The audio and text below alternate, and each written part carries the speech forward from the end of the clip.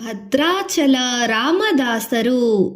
ರಾಮಾಯಣದ ಕಾಲದಿಂದಲೂ ನಮ್ಮ ಜನ ಶ್ರೀರಾಮನನ್ನು ದೇವರೆಂದು ನಂಬಿದ್ದಾರೆ. ಹಾಗೆ ನಂಬಿ ಅವರನ್ನು ಪೂಜಿಸುವ ರಾಮಭಕ್ತರಲ್ಲಿ ನಾವು ನಮ್ಮ ದೇಶದ ಎಲ್ಲ ಕಡೆಯಲ್ಲಿಯೂ ಕಾಣಬಹುದು. ನಂಬಿ ಕರೆದರೆ ದೇವರು ಬಂದೇ ಬರುತ್ತಾನೆ ಎಂದು ಸಾರುವ ಕಷ್ಟದಲ್ಲಿದ್ದ ಭಕ್ತರನ್ನು ಶ್ರೀರಾಮ ಭಗವಂತ ಉದ್ಧಾರ ಮಾಡಿದ ಎಷ್ಟೋ ಕಥೆಗಳು ಪ್ರಚಾರದಲ್ಲಿದೆ. ಅಂತಹ ಕಥೆಗಳಲ್ಲಿ ಭದ್ರಾಚಲ ರಾಮದಾಸರ ಕಥೆಯೂ ಒಂದಾಗಿದೆ. ಶ್ರೀರಾಮನ ಆಶೀರ್ವಾದ. ಭದ್ರಾಚಲ ಎಂದರೆ ಭದ್ರ ಎಂಬ ಹೆಸರಿನ ಒಂದು ಪರ್ವತ ಎಂದು ಅರ್ಥ. ಈ ಪರ್ವತ ಆಂಧ್ರ ಪ್ರದೇಶದ ಖಮ್ಮಂ ಎಂಬ ಜಿಲ್ಲೆಯಲ್ಲಿದೆ. ಅದರ ಪಕ್ಕದಲ್ಲಿ ಗೋದಾವರಿ ನದಿ ಹರಿಯುತ್ತಿದೆ. ಈ ಪರ್ವತವನ್ನು ಕುರಿತು ಬ್ರಹ್ಮಾಂಡವೆಂಬ ಪುರಾಣದಲ್ಲಿ ಬಲು ಸುಂದರವಾದ ಒಂದು ಕಥೆ ಇದೆ. ಪರ್ವತಗಳ ರಾಜ ಮೇರು, ಅವನ ಹೆಂಡತಿ ಮೇನಕೆ. ಬ್ರಹ್ಮನ ವರದಿಂದ ಅವರಿಗೆ ಭದ್ರ ಎಂಬ ಸುಕುಮಾರ ಸುಪುತ್ರ ಮಗ ಹುಟ್ಟಿದ. ಪರ್ವತನ ಮಗ ಪರ್ವತವೇ ತಾನೇ. ಭದ್ರ ಪರ್ವತ ಬೆಳೆದು ದೊಡ್ಡವನಾದ ಅವನು ಗೋದಾವರಿ ನದಿಯ ತೀರದಲ್ಲಿ ಕುಳಿತು ಭಕ್ತಿಯಿಂದ ತಪಸ್ಸು ಮಾಡುತ್ತಿದ್ದನು. ಭದ್ರನು ತಪಸ್ಸು ಮಾಡುತ್ತಿದ್ದ ಪ್ರದೇಶವು ದಟ್ಟವಾದ ಅರಣ್ಯವಾಗಿತ್ತು. ಅದಕ್ಕೆ ದಂಡಕಾರಣ್ಯವೆಂದು ಹೆಸರು. ಶ್ರೀರಾಮನು ತಂದೆಯ ಮಾತನ್ನು ಉಳಿಸುವುದಕ್ಕಾಗಿ ಕಾಡಿಗೆ ಹೊರಟನು. ರಾಮ, ಅವನ ಹೆಂಡತಿ ಸೀತೆ, ತಮ್ಮ ಲಕ್ಷ್ಮಣ ಮೂವರು ಭದ್ರನು ತಪಸ್ಸು ಮಾಡುತ್ತಿದ್ದ ಸ್ಥಳಕ್ಕೆ ಬಂದರು. ನಡೆದು ನಡೆದು ಅವರಿಗೆ ಬಲು ಆಯಾಸವಾಗಿತ್ತು. ಆದ್ದರಿಂದ ಭದ್ರ ಪರ್ವತದ ಒಂದು ಬಂಡೆ ಮೇಲೆ ಕುಳಿತುಕೊಂಡರು. ಕೂಡಲೇ ಅವರಿಗೆ ಅಪೂರ್ವವಾದ ಶಾಂತಿ ದೊರೆಯಿತು. ಭದ್ರನ ತಪಸ್ಸೇ ಅದಕ್ಕೆ ಕಾರಣವೆಂದು ಶ್ರೀರಾಮನಿಗೆ ಅರ್ಥವಾಯಿತು. ಆತನು ಸಂತೋಷದಿಂದ ಭದ್ರ, ಇಲ್ಲಿ ಬಾ ಎಂದು ಕರೆದನು. ಭದ್ರನು ಮುನಿರೂಪದಿಂದ ಆತನ ಬಳಿಗೆ ಬಂದು ಭಕ್ತಿಯಿಂದ ನಮಸ್ಕರಿಸಿದನು. ಶ್ರೀರಾಮನು, ಮಗು, ನೀನೇಕೆ ತಪಸ್ಸು ಮಾಡುತ್ತಿರುವೆ? ನಿನಗೇನು ಬೇಕು ಎಂದು ಕೇಳಿದನು. ಭದ್ರನು, ಸ್ವಾಮಿ, ನೀನು ಸೀತೆ ಲಕ್ಷ್ಮಣರೊಡನೆ ಇಲ್ಲಿಯೇ ನೆಲೆಯಾಗಿ ನಿಲ್ಲಬೇಕು. ನನ್ನನ್ನು, ನಿನ್ನ ಭಕ್ತರನ್ನು ಉದ್ಧಾರ ಮಾಡಬೇಕು ಎಂದು ಬೇಡಿಕೊಂಡನು. ಶ್ರೀರಾಮನು ಆಗಲಿ ಎಂದು ಅವನು ಕೇಳಿದ ವರವನ್ನು ಕರುಣಿಸಿದನು. ಮರು ನಿಮಿಷದಲ್ಲಿ ಅವರು ನಿಂತಿದ್ದ ಕಲ್ಲು ಸೀತಾರಾಮ ಲಕ್ಷ್ಮಣರ ಆಕಾರವನ್ನು ತಾಳಿತು. ಭದ್ರ ಎಂದರೆ ಮಂಗಳ ಎಂದರ್ಥ. ಮಂಗಳಕರವಾದ ಶ್ರೀರಾಮನ ಪಾದಗಳು ಆ ಪರ್ವತವನ್ನು ಮೆಟ್ಟಿದ್ದರಿಂದ ಅದಕ್ಕೆ ಭದ್ರಾಚಲವೆಂಬ ಹೆಸರು ಸಾರ್ಥಕವಾಯಿತು. ಭದ್ರಾಚಲದ ಶ್ರೀರಾಮನ ಪೂಜೆ. ಭದ್ರಾಚಲವು ದಟ್ಟವಾದ ಅಡವಿಯ ಮಧ್ಯದಲ್ಲಿ ಇದ್ದುದರಿಂದ ಬಹುಕಾಲದವರೆಗೆ ಮನುಷ್ಯರು ಯಾರೂ ಅಲ್ಲಿಗೆ ಹೋಗುವಂತಿರಲಿಲ್ಲ. ಆದ್ದರಿಂದ ಅಲ್ಲಿದ್ದ ಸೀತಾರಾಮ ಲಕ್ಷ್ಮಣರ ವಿಗ್ರಹಗಳನ್ನು ದೇವತೆಗಳು ಮತ್ತು ಋಷಿಗಳು ಮಾತ್ರ ಪೂಜಿಸುತ್ತಿದ್ದರು. ಮಾನವರಲ್ಲಿ ಮೊಟ್ಟ ಮೊದಲು ಆ ವಿಗ್ರಹಗಳನ್ನು ಕಂಡು ಪೂಜಿಸಿದವರು ಮಹಾಮಹಿಮರಾದ ಜಗದ್ಗುರು ಶ್ರೀ ಶಂಕರಾಚಾರ್ಯರಂತೆ. ಅವರು ಶ್ರೀರಾಮ ಕರ್ಣಾಮೃತ ಎಂಬ ಸ್ತೋತ್ರದಲ್ಲಿ ಅಲ್ಲಿನ ವಿಗ್ರಹಗಳನ್ನು ಕಣ್ಣಿಗೆ ಕಟ್ಟುವಂತೆ ವರ್ಣಿಸಿದ್ದಾರೆ. ಆ ವರ್ಣನೆಯ ಶ್ಲೋಕಗಳನ್ನು ಭದ್ರಾಚಲ ರಾಮಭಕ್ತರು ನಿತ್ಯವೂ ಹಾಡಿಕೊಳ್ಳುತ್ತಾರೆ. ಭದ್ರಾಚಲಕ್ಕೆ ಸುಮಾರು 1 ಮೈಲಿಯ ದೂರದಲ್ಲಿ ಭದ್ರಾರೆಡ್ಡಿ ಪಾಳ್ಯ ಎಂಬ ಒಂದು ಗ್ರಾಮವಿದೆ. ಈಗ ಸುಮಾರು 350 ವರ್ಷಗಳ ಹಿಂದೆ ಅಲ್ಲಿ ಬೇಡರು ವಾಸಿಸುತ್ತಿದ್ದರು. ಬೇಟೆಯ ಅವರ ಉದ್ಯೋಗ. ಆ ಬೇಡರಲ್ಲಿ ದಮ್ಮಕ್ಕ ಎಂಬ ಒಬ್ಬ ರಾಮಭಕ್ತಳು ಇದ್ದಳು. ಅವರ ಮನೆತನಕ್ಕೆ ಪೋಕಲ ಎಂಬ ಹೆಸರು. ಆದ್ದರಿಂದ ಆಕೆಯನ್ನು ಪೋಕಲ ದಮ್ಮಕ್ಕ ಎಂದು ಹೆಸರುಗಿಂದ ಕರೆಯುತ್ತಿದ್ದರು. ಒಂದು ರಾತ್ರಿ ಶ್ರೀರಾಮನು ಆಕೆಯ ಕನಸಿನಲ್ಲಿ ಕಾಣಿಸಿಕೊಂಡು, ಅಮ್ಮ, ನಾನು ಸೀತೆ ಲಕ್ಷ್ಮಣರೊಡನೆ ಭದ್ರಗಿರಿಯಲ್ಲಿಯ ಮೇಲೆ ಇದ್ದೇನೆ. ಹತ್ತಿರದಲ್ಲೇ ಒಂದು ತಾಳೆ ಮರವಿದೆ. ಅದೇ ಗುರುತು. ನೀನು ದಿನವೂ ಅಲ್ಲಿಗೆ ಬಂದು ಪೂಜೆ ಮಾಡು ಎಂದು ಹೇಳಿದಂತಾಯಿತು. ಬೆಳಗಾಗುತ್ತಿದ್ದಲೇ ಆಕೆ ಇದನ್ನು ಹಳ್ಳಿಯವರಿಗೆಲ್ಲ ಹೇಳಿದಳು. ಅವರಿಗೆ ಆಕೆಯಲ್ಲಿ ಪ್ರೀತಿ, ವಿಶ್ವಾಸ, ಭಕ್ತಿಗಳಿದ್ದವು.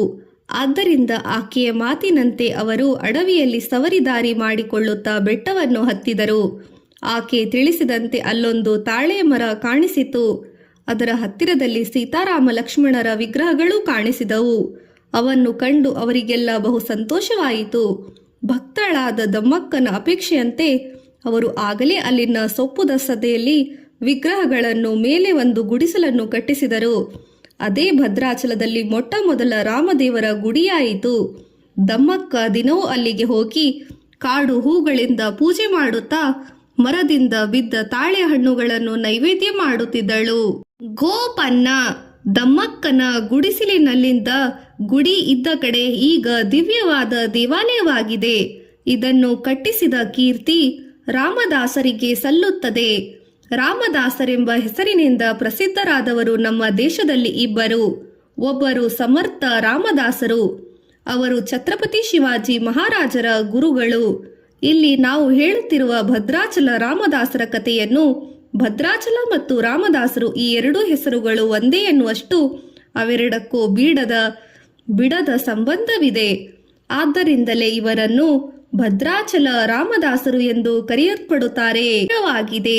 ಈ ಕತೆ ನಡೆದದ್ದು 17ನೇ ಶತಮಾನದ ಮಧ್ಯಭಾಗದಲ್ಲಿ. ಭದ್ರಾಚಲವಿರುವುದು ಖಮ್ಮಮ್ಮ ಜಿಲ್ಲೆಯಲ್ಲಿ ಎಂದು ಹೇಳಲಾಗಿದೆ. ಆ ಕಾಲದಲ್ಲಿ ಆ ಜಿಲ್ಲೆಯು ಗೋಲ್ಕಂಡದ ನವಾಬನಿಗೆ ಸೇರಿತ್ತು. ಆ ಜಿಲ್ಲೆಯಲ್ಲಿ ನೆಲಗೊಂಡಪ್ಪನಲ್ಲಿ ಎಂಬ ಹೆಸರಿನಲ್ಲಿ ಒಂದು ಗ್ರಾಮವಿತ್ತು. ಅಲ್ಲಿ ಲಿಂಗನ ಮಂತ್ರಿ ಮತ್ತು ಕಾಮಮ್ಮ ಎಂಬ ದಂಪತಿಗಳು ಇವರಿಗೊಬ್ಬ ಮಗ. ಅವನಿಗೆ ಗೋಪನ್ನ ಎಂಬ ಹೆಸರಿಟ್ಟರು. ಮಗು ಮುದ್ದು ಮುದ್ದಾಗಿತ್ತು. ಹಳ್ಳಿಯವರಿಗೆಲ್ಲ ಅಕ್ಕರೆಯ ಕೂಸಾಗಿ ಬೆಳೆದು ಬಾಲಕನಾಯಿತು. ಲಿಂಗನ ಮಂತ್ರಿ ಮಗನನ್ನು ಶಾಲೆಗೆ ಸೇರಿಸಿದ. ಚುರುಕು ಬುದ್ಧಿಯ ಗೋಪನ್ನ ಬಹುಬೇಗ ತೆಲುಗು ಸಂಸ್ಕೃತಗಳನ್ನು ಕಲಿತು ದೊಡ್ಡ ಪಂಡಿತನಾದ. ಅಂದು ರಾಜಭಾಷೆಗಳಾಗಿದ್ದ ಉರ್ದು ಮತ್ತು ಪರ್ಷಿಯನ್ ಭಾಷೆಗಳಲ್ಲಿಯೂ ಆತ ವಿದ್ವಾಂಸನಾದ. ಆಗ ಗೋಪನ್ನ ಕೇವಲ 12ರಿಂದ 13 ವರ್ಷಗಳ ಹುಡುಗ. ಗೋಪನ್ನನಿಗೆ ಎಳೆತನದಿಂದಲೂ ದೇವರಲ್ಲಿ ಬಹುಭಕ್ತಿ. ಆತನ ಮನೆ ಹತ್ತಿರ ಒಂದು ಮಾರುತಿಯ ಗುಡಿ ಇತ್ತು. ಗೋಪನ್ನ ಮುಂಜಾನೆ ಸಂಜೆ ದೇವರ ಪೂಜೆಗಾಗಿ ಹೂ ತುಳಸಿಗಳನ್ನು ಬಿಡಿಸಿಕೊಡುವನು. ಗುಡಿಯಲ್ಲಿ ಕಸ ಗುಡಿಸುವವನು. ಗುಡಿಯ ಸುತ್ತ ಪ್ರದಕ್ಷಿಣೆ ಮಾಡಿ ದೇವರಿಗೆ ನಮಸ್ಕಾರ ಮಾಡುವನು. ಗುಡಿಗೆ ಬಂದ ಭಕ್ತರು ಹೇಳಿದ ಕೆಲಸಗಳನ್ನು ನಗುನಗುತ್ತಾ ಮಾಡುವನು. ಅಲ್ಲಿ ಭಕ್ತರು ಹಾಡುತ್ತಿದ್ದ ಕೀರ್ತನೆಗಳನ್ನು ಮೈಯೆಲ್ಲ ಕಿವಿಯಾಗಿ ಕೇಳುವನು. ಅವರಂತೆ ತಾನೂ ಹಾಡುತ್ತಾ ಆನಂದದಿಂದ ಕಣ್ಣೀರು ಕರೆಯುವನು. ಮೈ ಮರೆಯುವವನು. ಅವನ ವಿದ್ಯೆ, ವಿನಯ, ಭಕ್ತಿ, ದೈವಭಕ್ತಿಗಳಿಂದ ಕಂಡು ಊರಿನ ಜನ ಅಚ್ಚರಿಗೊಳ್ಳುತ್ತಿದ್ದರು. ದೇವರನ್ನು ಕಾಣಲು ಅಡ್ಡಿಯೇ ಗೋಪನ್ನನ ಪ್ರಾಯಕ್ಕೆ ಬರುವ ಮೊದಲೇ ಆತನ ತಂದೆ ತಾಯಿಯವರು ಕಾಲವಾದರು. ಆದರೆ ನೆಲಗೊಂಡಪ್ಪಲ್ಲಿಯ ಜನ ಗೋಪನ್ನನನ್ನು ತಬ್ಬಲಿಯಾಗುವುದಕ್ಕೆ ಬಿಡಲಿಲ್ಲ. ಅವರ ಆದರ ಉಪಚಾರ ಪ್ರೇಮಗಳಿಂದ ಆತನು ತನ್ನ ದುಃಖವನ್ನು ಬಹುಬೇಗ ಮರೆತನು. ತನ್ನ ಒಂದು ಮನೆಗೆ ಬದಲಾಗಿ 10 ಮನೆಗಳು ಆತನದಾದವು. ಆತನು ಹಾರುವ ಹಕ್ಕಿಯಂತೆ ನಿರಾಳವಾಗಿಕೊಂಡು ದೇವರ ಧ್ಯಾನದಲ್ಲಿ ಕಾಲ ಕಳೆಯುತ್ತಿದ್ದನು. ಹೀಗೆ ಕೆಲವು ವರ್ಷಗಳು ಉರುಳಿದವು. ಒಂದು ಸಲ ಆ ಊರಿನವರೆಲ್ಲರೂ ರಾಮೋತ್ಸವವನ್ನು ವಿಜೃಂಭಣೆಯಿಂದ ನಡೆಸಬೇಕೆಂದು ನಿಶ್ಚಯಿಸಿದರು. ಊರಿನಲ್ಲಿದ್ದ ರಾಮದೇವರ ಗುಡಿಯಲ್ಲಿ ಚೈತ್ರ ಶುದ್ಧ ಪಾಡ್ಯದಿಂದ ನವಮಿಯವರೆಗೆ ವಿಶೇಷವಾದ ಪೂಜೆ ನಡೆಯಿತು. ಹಗಲು ರಾತ್ರಿ ರಾಮಭಜನೆ, ರಾಮಾಯಣ ಅಥವಾ ಹರಿಕತೆ, ಸಂಗೀತ. ಗೋಪನ್ನನಿಗೆ ಬಿಡುವಿಲ್ಲದ ಸಡಗರ. ಎಲ್ಲೆಲ್ಲಿಯೂ ಆತನ ಓಡಾಟ, ಸೇವೆ. ಈ ವೈಭವವನ್ನು ನೋಡಲು ಎಲ್ಲೆಲ್ಲಿಯೂ ಜನರು ಬಂದಿದ್ದರು. ಹೀಗೆ ಸುತ್ತಮುತ್ತಲಿನ ಊರುಗಳಿಂದ ಮಾತ್ರವೇ ಅಲ್ಲದೆ ದೂರದ ಊರುಗಳಿಂದ ಜನರು ತಂಡವಾಗಿ ಬರುತ್ತಲೇ ಇದ್ದರು. ಅಂದು ರಾಮೋತ್ಸವದ ಕಡೆಯ ದಿನ. ರಾಮದೇವರ ಗುಡಿಯ ಮುಂದೆ ಜನರು ಕಿಕ್ಕೇರಿದೆ ನೆರೆದಿದ್ದರು. ಅವರ ಮಧ್ಯದಲ್ಲಿ ಒಬ್ಬ ಮುಸಲ್ಮಾನ್ ಸಂತನು ಸೇರಿಕೊಂಡಿದ್ದನು. ಆತನಿಗೆ ಗುಡಿಯನ್ನು ಹೊಕ್ಕು ದೇವರನ್ನು ದರ್ಶನ ಮಾಡಬೇಕೆಂದು ಆಶೆ. ಆದರೆ ಅಲ್ಲಿದ್ದ ಜನ ಮುಸಲ್ಮಾನನಾದ ಆತನನ್ನು ಒಳಗೆ ಬಿಡಲಿಲ್ಲ. ಆಗ ಆತನು ಗಳಗಳ ಅಳುತ್ತಾ, ತಂದೆ ರಾಮಚಂದ್ರ, ಪ್ರಭೋ ಸೀತಾರಾಮ, ಇದೆಂಥ ಅನ್ಯಾಯ, ನಿನ್ನ ದರ್ಶನಕ್ಕೆ ಅಡ್ಡಿಯೇ ಎಂದು ಗಟ್ಟಿಯಾಗಿ ಕೂಗಿಕೊಂಡನು. ಗುಡಿಯಲ್ಲಿದ್ದ ಗೋಪನ್ನನಿಗೆ ಇದು ಕೇಳಿಸಿತು.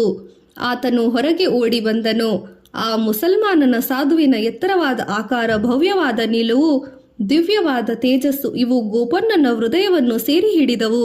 ಆ ಸಾಧುವು ದೇವರನ್ನು ಕಂಡವನಿರಬೇಕು ಎಂದು ಆತನ ಮನಸ್ಸು ಹೇಳಿತು. ಆತನು ಅಲ್ಲಿನ ಜನರನ್ನು ಕುರಿತು, ಅಣ್ಣಯ್ಯಗಳಿರ, ಆಕಾಶವನ್ನು ನೋಡುವುದಕ್ಕೆ ನೂಕು ನುಗ್ಗಲೇ ದೇವರನ್ನು ಕಾಣಲು ಅಡ್ಡಿಯೇ? ಬೇಡ ಬೇಡ, ನಾನು ನಿಮಗೆ ಅಡ್ಡ ಬಿದ್ದು ಕೇಳಿಕೊಳ್ಳುತ್ತೇನೆ. ಈ ಸಾಧುವನ್ನು ಒಳಗೆ ಬಿಡಿ ಎಂದು ಕೇಳಿಕೊಂಡನು. ಜನರು ಗೋಪನ್ನನ ಮಾತನ್ನು ಮನ್ನಿಸಿ ಸಾಧುವನ್ನು ಒಳಗೆ ಬಿಟ್ಟರು. ಗೋಪನ್ನನನು ಆತನ ಕೈ ಹಿಡಿದು ಕರೆದುಕೊಂಡು ಹೋಗಿ ದೇವರ ಎದುರಿನಲ್ಲಿ ಕೂಡಿಸಿದನು. ಸಾಧು ದೇವರಿಗೆ ನಮಸ್ಕರಿಸಿ ತನ್ನ ಕೋಗಿಲೆಯಂತಹ ಕಂಠದಿಂದ ಶ್ರೀರಾಮನ ಕೀರ್ತನೆಯನ್ನು ಹಾಡತೊಡಗಿದನು. ಎಲ್ಲರೂ ಮೈಮರೆತು ಅದನ್ನು ಕೇಳುತ್ತಿದ್ದರು.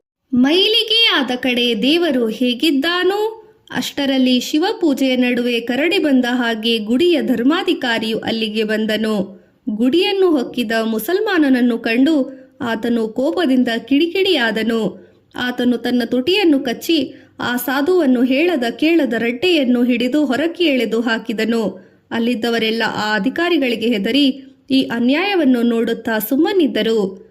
ಸಾಧುವನ್ನು ಎಳೆದು ಹಾಕಿದ ಧರ್ಮಾಧಿಕಾರಿ ಬಹುದೊಡ್ಡ ಕೆಲಸವನ್ನು ಸಾಧಿಸಿದನಂತೆ ಗಂಭೀರವಾದ ದನಿಯಲ್ಲಿ, ಮುಸಲ್ಮಾನನನ್ನು ಹೊಕ್ಕು ಗುಡಿಯೆಲ್ಲ ಮೊಲೆಯಾಯಿತು, ಹೊಲಸಾಗಿದೆ, ಇದನ್ನು ಈಗಲೇ ಶುದ್ಧ ಮಾಡಿಸಬೇಕು, ಪುರೋಹಿತರನ್ನು ಕರೆಸಿರಿ, ಇಂತಹ ಮೈಲಿಗೆ ಆದ ಕಡೆ ದೇವರು ಹೇಗಿದ್ದಾನೋ ಎಂದು ಹೇಳುತ್ತಾ ಹುಂಜನಂತೆ ಕತ್ತೆಯಂತೆ ದೇವರ ಕಡೆ ನೋಡಿದನು.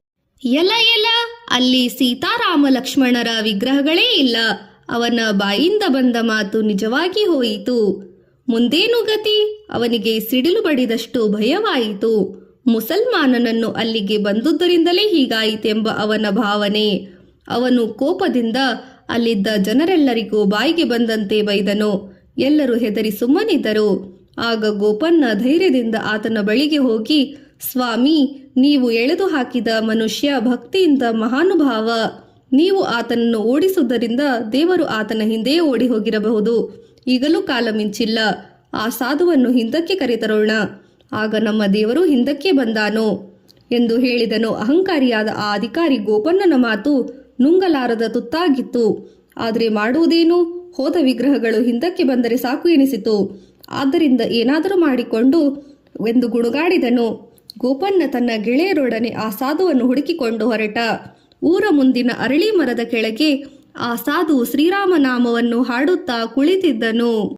ಅವರು ಆತನಿಗೆ ಅಡ್ಡ ಬಿದ್ದು ಆತನನ್ನು ಮತ್ತೆ ಗುಡಿಗೆ ಕರೆತಂದರು. ಆತನು ಅಲ್ಲಿ ಕುಳಿತು ಹಿಂದೆ ಹಾಡುತ್ತಿದ್ದ ಕೀರ್ತನೆಯನ್ನು ಮುಂದುವರೆಸಿದನು. ಆತನ ಹಾಡು ಮುಗಿಯುತ್ತಂತೆಲ್ಲ ಅಲ್ಲಿ ಮಿಂಚು ಮಿಂಚಿದಂತಾಯಿತು. ಎಲ್ಲರ ಕಣ್ಣುಗಳು ಮುಚ್ಚಿದವು. ಅವರು ಕಣ್ಣು ತೆರೆದಾಗ ದೇವರ ವಿಗ್ರಹಗಳು ಎಂದಿನಂತೆ ಇದ್ದ ಕಡೆಗೆ ಇದ್ದವು.